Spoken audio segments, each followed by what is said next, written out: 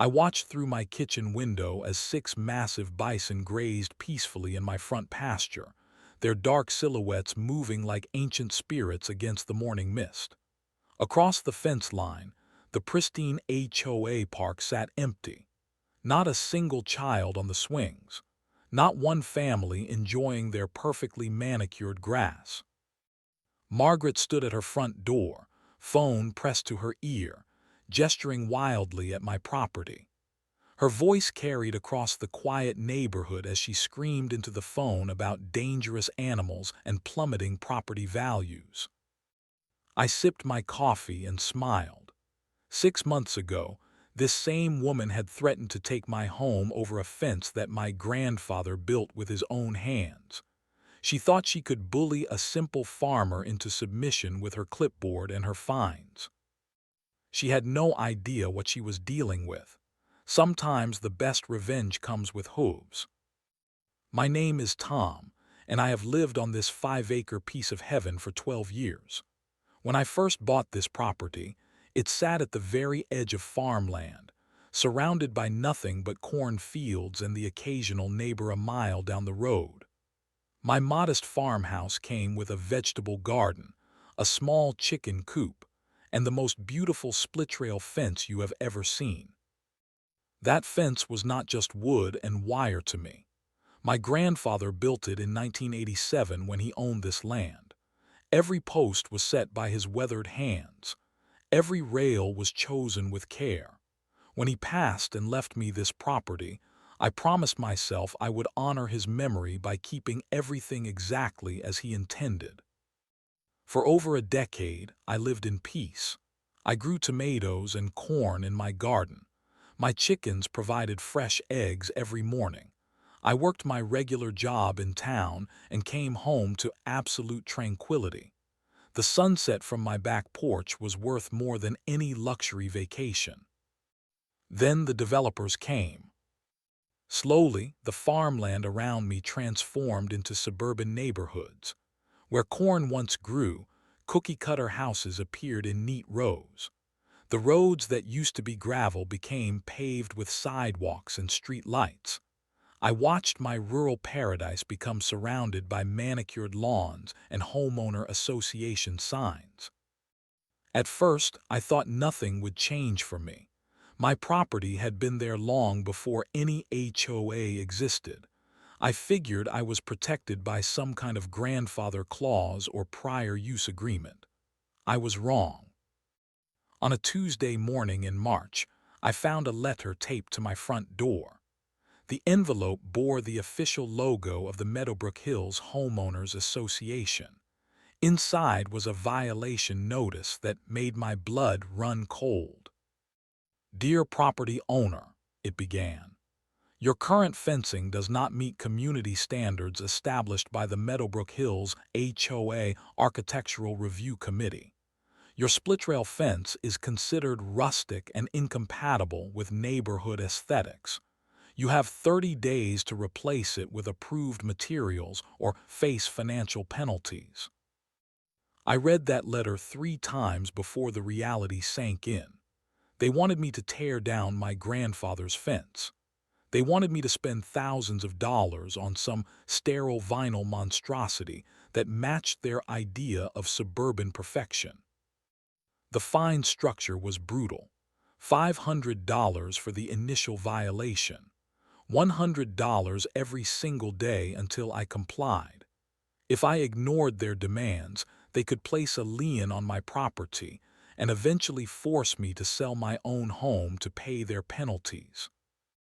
That afternoon, I received my first visit from Margaret Whitman, the HOA president. She arrived in a spotless white SUV, clipboard in hand, wearing the kind of smile that never reaches the eyes. "You must be Tom," she said, stepping carefully around a mud puddle in my driveway. "I am Margaret, president of the Meadowbrook Hills HOA. I assume you received our notice about the fence situation." I gestured toward my grandfather's craftsmanship. "That fence has been there for over 30 years. It was here long before your HOA existed." Margaret clicked her pen and made a note on her clipboard. I understand your attachment, but we have standards to maintain. Property values depend on consistent aesthetic guidelines. Your fence simply does not fit our community vision. My community vision, I replied, includes respecting the history of this land. Her smile grew thinner. History is wonderful, Tom, but progress requires adaptation. You have 27 days remaining to install approved fencing. After that, the daily fines begin. I suggest you contact one of our preferred contractors. She handed me a business card and walked back to her pristine vehicle. As she drove away, I stood there holding that card, feeling like a stranger on my own property. That night, I called my lawyer. Attorney James Morrison had handled property law in our county for 25 years. His office smelled like old books and strong coffee. When I showed him the HOA violation notice, he leaned back in his chair and whistled softly. Tom, I will be honest with you, he said, adjusting his glasses. HOA cases are tricky. These organizations have broad powers, and they usually have deeper pockets than individual homeowners. I explained about my grandfather and the fence, about how my property predated their development by decades. James nodded thoughtfully as he reviewed the HOA covenant documents. There might be something here, he said after an hour of research. Your property should qualify for grandfathered status under county zoning laws. The question is whether the HOA properly followed incorporation procedures when they expanded their boundaries to include your land. His retainer fee was $3,000. I wrote the check, knowing it would drain most of my savings account. While James researched legal precedents, Margaret escalated her campaign against me. 2 weeks after the fence violation, I received 3 more notices.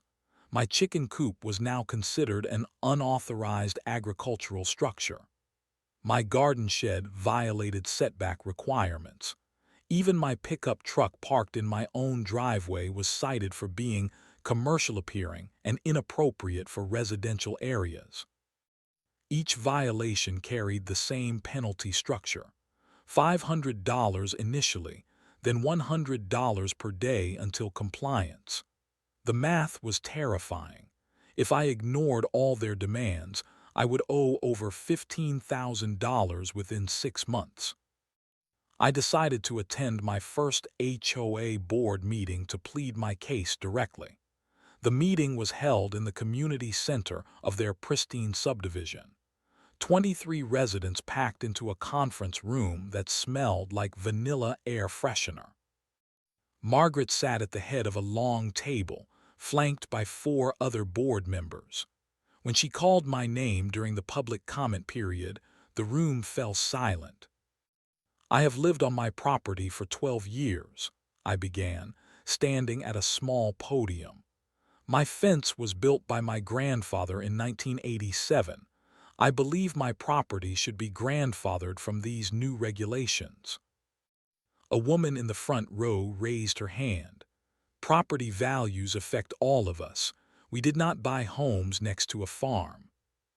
But it was a farm when you bought your house, I replied. You knew what was here. Margaret tapped her gavel.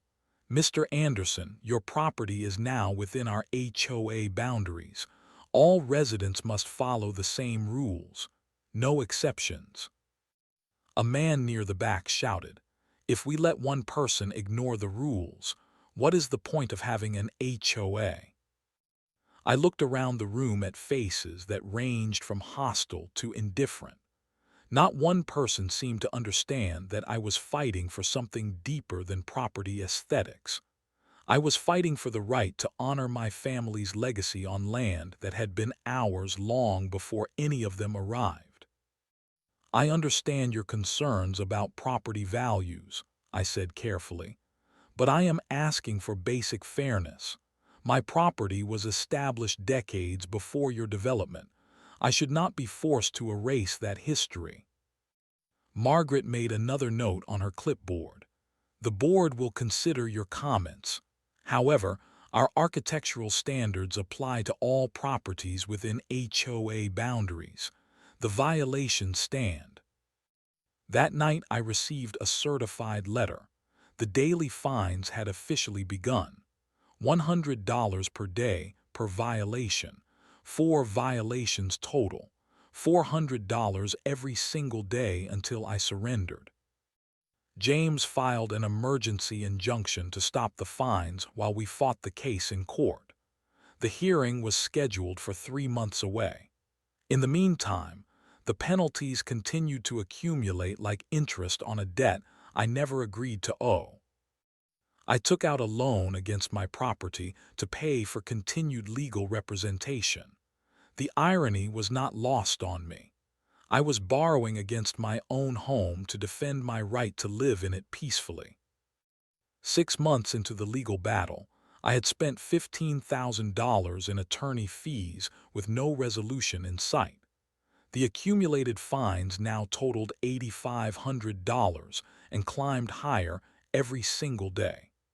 I stopped opening my mailbox because every delivery brought another certified letter demanding payment.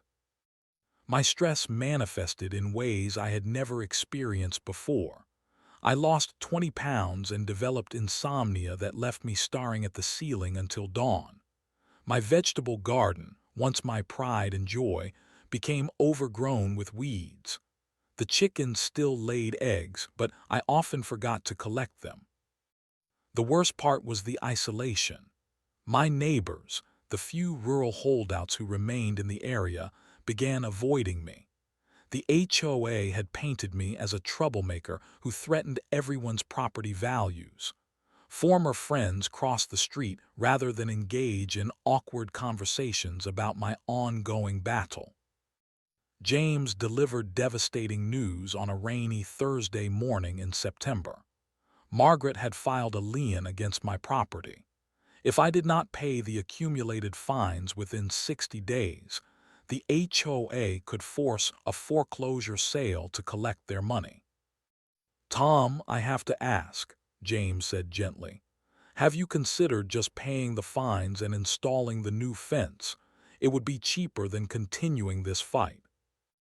I stared out his office window at the parking lot, where normal people went about their normal lives, without HOA presidents threatening to steal their homes. "My grandfather built that fence with his own hands," I said quietly. "He taught me that a man's word and his work are the only things that truly belong to him. If I tear down his fence, what am I really saying about the value of his life?" James nodded, but I could see the doubt in his eyes. He was a good lawyer, but he could not understand what that fence represented. It was not just wood and wire. It was proof that my family had built something lasting in a world that seemed determined to erase everything authentic. That evening, I discovered something that changed everything. While researching HOA law online, I found a local news article from 2 years earlier. Margaret had led a similar campaign against an elderly farmer named Robert Chen, who owned 40 acres adjacent to another HOA development. The tactics were identical: violation notices for agricultural structures, daily fines that accumulated faster than anyone could pay, threats of foreclosure. Robert eventually sold his land to developers for a fraction of its value. 6 months later, his 40 acres became the Willowbrook Estates subdivision. I printed the article and studied it like a battle plan. Margaret was not just an overzealous HOA president. She was a predator who systematically targeted rural property owners to clear the way for more suburban development. I was not her first victim, and I would not be her last unless someone stopped her. The next morning brought my final ultimatum. A certified letter bearing the official HOA seal demanded payment of all outstanding fines plus interest within 30 days. The total amount was now $9,200. If I failed to pay, foreclosure proceedings would begin immediately. I carried that letter to my backyard and stood beside my grandfather's fence.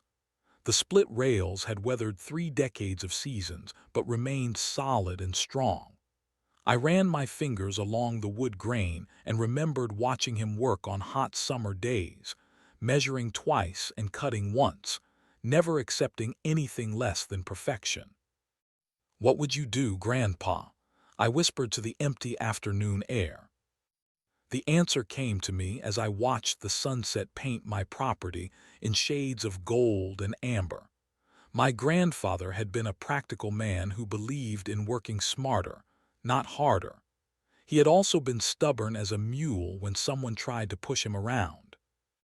If Margaret wanted to play hardball, I would show her what a real farmer could do when pushed too far. That night, I began researching agricultural exemptions and livestock regulations. If the HOA wanted to treat my property like a farm, I would give them a farm they would never forget. The solution I found was both elegant and terrifying. According to county agricultural codes, certain livestock qualified for special protection under right-to-farm laws. The animals I had in mind were perfectly legal to raise on residential property zoned for agriculture. They also happened to weigh 6,000 pounds each and had a reputation for being utterly impossible to control once they decided to do something. I picked up my phone and dialed a number I had found online. A gruff voice answered on the second ring. "Prairie Wind Bison Ranch, this is Duke speaking." "Hello, Duke," I said, surprising myself with how calm I sounded.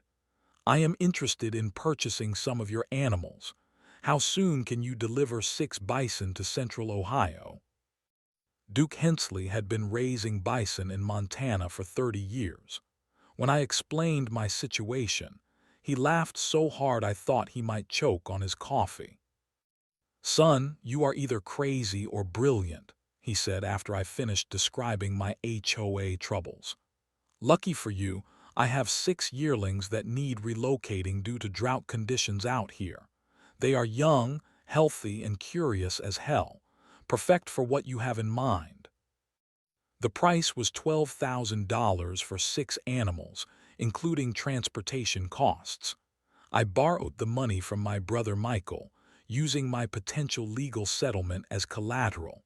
If my plan failed, I would lose everything. If it succeeded, Margaret would learn that some battles are not worth fighting. While Duke arranged transportation, I secretly reinforced my grandfather's fence. The existing structure was beautiful but not designed to contain animals that could weigh up to 2,000 pounds each. I added steel T-posts every 8 feet and ran high-tensile wire designed specifically for large livestock. The work took 2 weeks of evenings and weekends. I told curious neighbors that I was simply maintaining the fence that the HOA wanted me to replace. No one suspected I was preparing a fortress for American bison. I spent hours researching agricultural permits and livestock registration requirements. Everything had to be perfectly legal. If Margaret found even the smallest violation, she would use it to destroy me. I filed for agricultural exemption status, obtained livestock permits from the county, and registered with the State Department of Agriculture. The bison arrived on a Tuesday morning in October. Duke's livestock trailer pulled into my driveway just after sunrise, its massive cargo shifting and snorting inside. The sound made my heart race with excitement and terror. "You sure about this, Tom?" Duke asked as we prepared to unload the animals. "Bison are not cattle. They do what they want when they want. You cannot exactly call them back for dinner." I watched the trailer rock gently as 6 magnificent creatures moved inside. "I am sure, Duke. These animals represent something that cannot be regulated or controlled by suburban bureaucrats. The unloading process was like witnessing the return of the American West to Ohio farmland.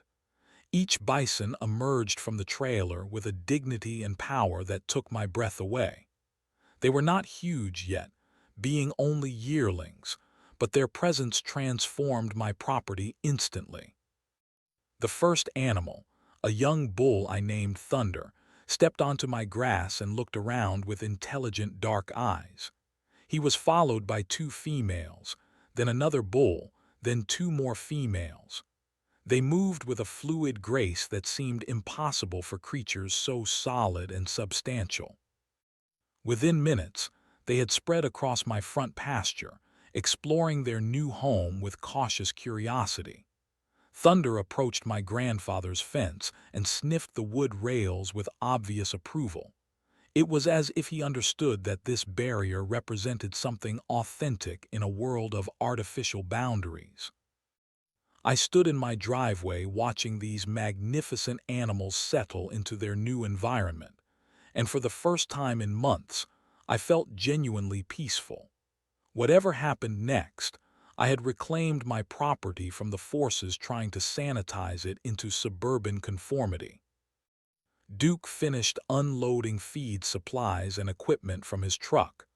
"I will be honest with you, Tom.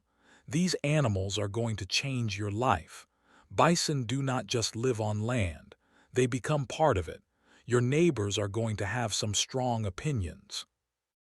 As if summoned by his words, Margaret's white SUV appeared at the end of my driveway. She drove slowly past my property, then stopped abruptly when she spotted the bison. I could see her gripping the steering wheel, her mouth hanging open in obvious shock. Thunder chose that exact moment to let out a deep, rumbling bellow that echoed across the entire neighborhood. The sound was primal and wild. A voice from America's frontier passed that no HOA regulation could silence. Margaret's SUV lurched forward and sped away toward her pristine subdivision. I imagined her already reaching for her phone, frantically calling county officials and emergency services to report the dangerous animals that had invaded her perfect suburban world. I smiled and waved goodbye to Duke as his empty trailer disappeared down the road. Then I walked over to my grandfather's fence and rested my hand on the wood rails that now protected not just my property, but 6 symbols of untamed freedom. The real battle was about to begin. Margaret wasted no time launching her counterattack. By noon that same day, I had received visits from the county health inspector, the agricultural extension agent, and a very confused animal control officer who admitted he had never dealt with bison before. Each official examined my permits, inspected my facilities, and confirmed that my livestock operation was completely legal and properly maintained. The agricultural extension agent, a friendly woman named Carol, even complimented my fence construction and pasture management.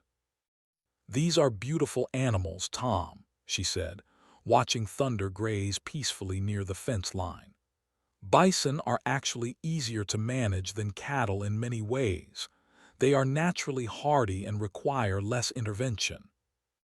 The animal control officer shook his head as he completed his inspection. I have to admit, this is not what I expected when Margaret called screaming about dangerous wild animals terrorizing the neighborhood. These bison are calmer than most dogs I encounter. Margaret's emergency complaints to various government agencies had backfired spectacularly.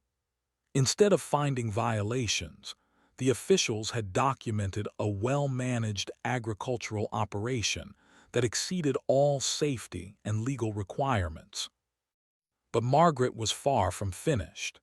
That evening, she called an emergency HOA board meeting to address what she termed an escalating public safety crisis. I was not invited, but several neighbors who attended later described the meeting as Margaret's complete meltdown. According to witnesses, she paced around the conference room ranting about property values, insurance liability, and the imminent danger posed by wild beasts living next to a children's playground. She demanded immediate legal action to force removal of the animals. The problem was that HOA covenants had never anticipated bison. The Architectural Review Committee could regulate fence styles and shed colors, but they had no authority over legal agricultural activities. Margaret discovered that her power had very specific limits. Over the next 2 weeks, those limits became painfully obvious. Margaret attempted to pass emergency bylaws prohibiting livestock within HOA boundaries, but the county attorney informed her that such regulations could not be applied retroactively to existing agricultural operations. She hired a private attorney to explore legal options for forcing removal of my bison. That lawyer eventually explained that challenging properly permitted agricultural activities would likely result in expensive litigation with little chance of success. Meanwhile, my bison were becoming local celebrities.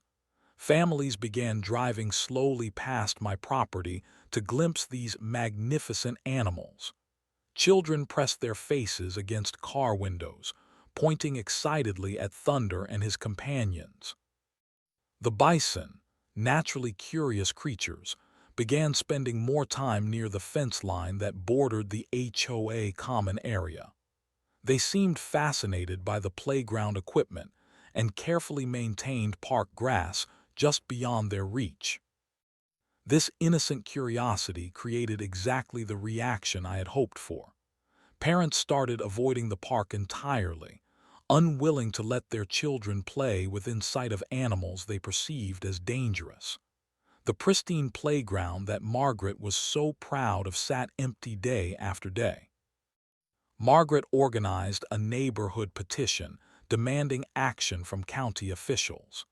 She collected 47 signatures from residents who demanded immediate removal of the dangerous wild animals from their community. The county responded by sending another inspector who confirmed, once again, that my operation posed no safety risk and violated no regulations. The inspector noted in his report that the bison were contained behind appropriate fencing and showed no aggressive behavior toward humans. 3 weeks after the bison arrived, Margaret made her most desperate move yet. She called an emergency HOA meeting and demanded that I attend to address community concerns about my animals. I walked into that meeting carrying a folder containing all my permits, inspection reports, and legal documentation. The conference room was packed with angry residents who had been fed a steady diet of Margaret's hysteria about dangerous wild animals. Margaret stood at the front of the room looking haggard and desperate. The composed, clipboard-wielding HOA president I had first met was gone, replaced by someone who clearly understood that her authority was crumbling. "Tom Anderson has brought dangerous wild animals into our family neighborhood," she announced dramatically. "Property values are plummeting. Children cannot safely play in our park. Insurance companies are threatening to cancel homeowner policies. This madness must stop." I stood up slowly and opened my folder. "I would like to address several inaccuracies in that statement," I said calmly. "First, my bison are not wild animals. They are registered livestock covered by agricultural permits. Second, they pose no danger to anyone. Multiple county inspections have confirmed their safety. Third, I have documentation proving that these animals are completely legal under county zoning laws." A man in the front row raised his hand. "But what about our property values? Who wants to live next to a buffalo farm?" "Bison farm," I corrected. "And according to recent real estate data, Some buyers are actually attracted to properties with rural character and agricultural exemptions. Not everyone wants cookie-cutter suburban conformity. Margaret's face flushed red. This is not about conformity. This is about community standards and public safety. I looked around the room at faces that ranged from hostile to curious. My grandfather built the fence that you tried to force me to tear down. He raised crops and livestock on this land for decades. I am simply continuing that agricultural tradition. If you wanted to live away from farms, you probably should not have built your subdivision next to agricultural property. The meeting devolved into shouting matches between residents who supported Margaret and others who quietly admired my creative solution to HOA overreach. I left that meeting knowing that Margaret's coalition was beginning to fracture. The war was far from over, but the tide had definitely turned. The breakthrough came on a crisp November morning when Thunder made a discovery that would change everything. While grazing near the fence line, he noticed that the grass on the HOA side looked particularly lush and inviting. Thunder was a curious and intelligent animal. He quickly figured out that by stretching his massive head through the fence rails, he could reach the forbidden grass of Margaret's pristine park. The sweet, well-fertilized turf was apparently irresistible to a young bison who had spent his life eating prairie grass. Within hours, the other 5 bison had learned Thunder's technique. I watched from my kitchen window as all 6 animals lined up along the fence, their heads poking through the rails to graze on the HOA's perfectly manicured lawn. The visual was both hilarious and symbolic. These magnificent creatures, symbols of untamed America, were casually dining on the artificial perfection that Margaret held so dear. The contrast between wild authenticity and suburban sterility could not have been more perfect. Margaret discovered the situation when she arrived for her daily park inspection. I heard her shriek of outrage from inside my house. She immediately called the sheriff's department to report animals trespassing on HOA property. The responding deputy, a patient man named Officer Rodriguez, examined the situation carefully. After measuring distances and reviewing property boundaries, he explained to Margaret that animals reaching through legal fencing to graze on adjacent property did not constitute trespassing under Ohio law. "Ma'am, the bison are contained on their owner's property," he said diplomatically. "They are not crossing the fence line. They are simply accessing grass that grows within their reach." Margaret pointed at the obvious damage to her precious lawn. "Look what they are doing to our park.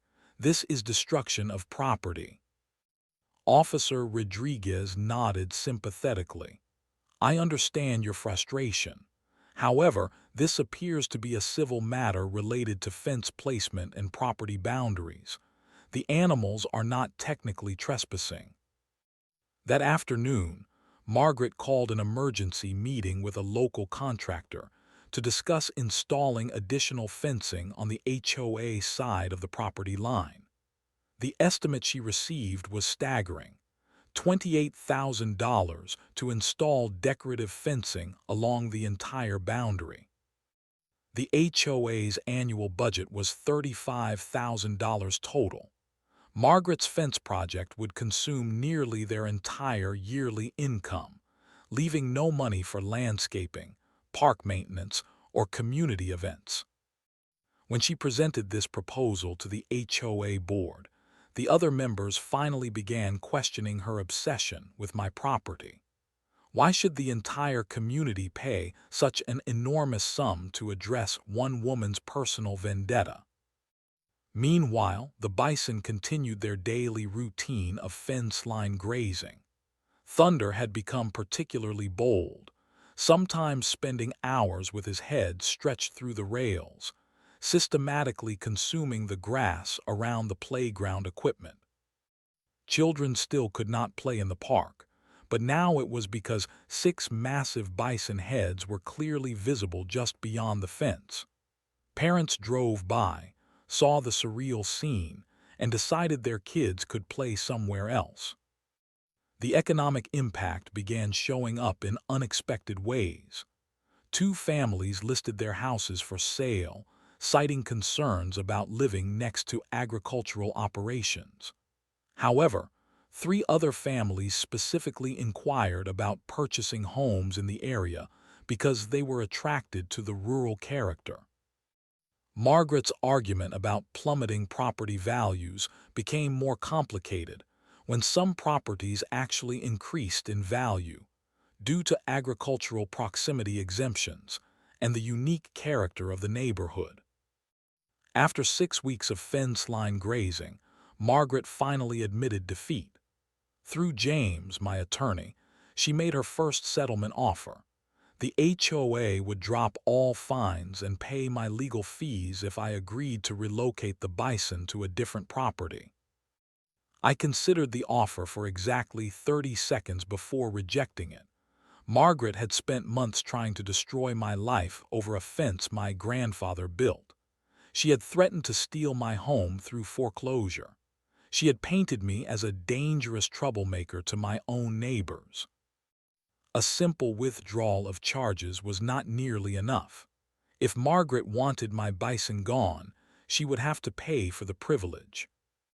My counteroffer was $50,000 for inconvenience, emotional distress, and compensation for the harassment I had endured. James delivered the proposal with a smile, knowing that Margaret would realize her war had become far more expensive than she ever imagined. The negotiation took 2 tense weeks.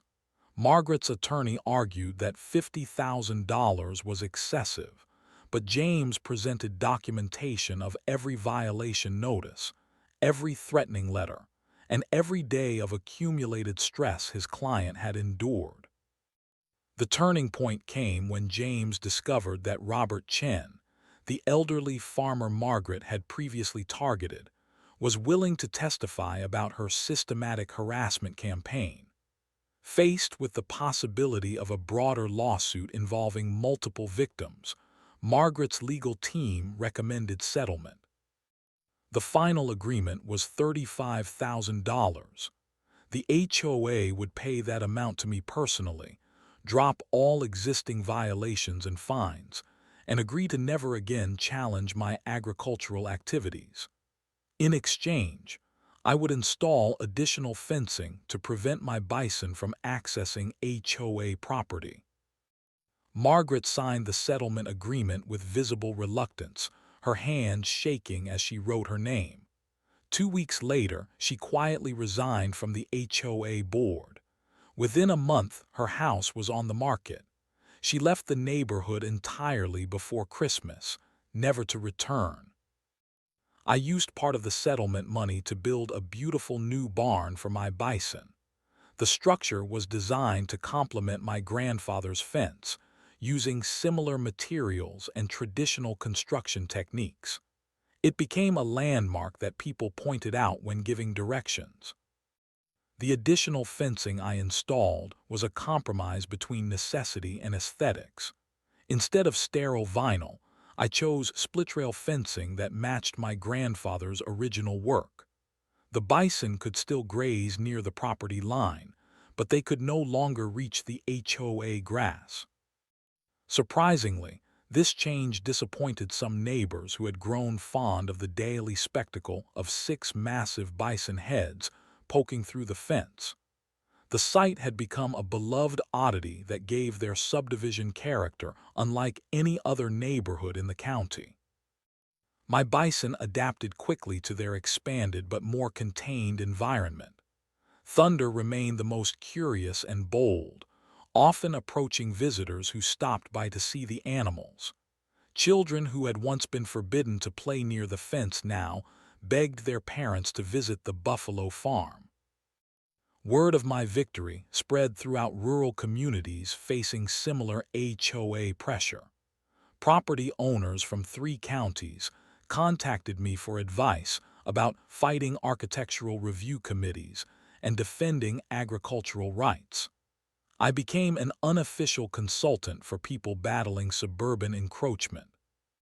6 months after the settlement, I received a call from Ohio Farm Bureau magazine requesting an interview about agricultural advocacy and creative problem solving.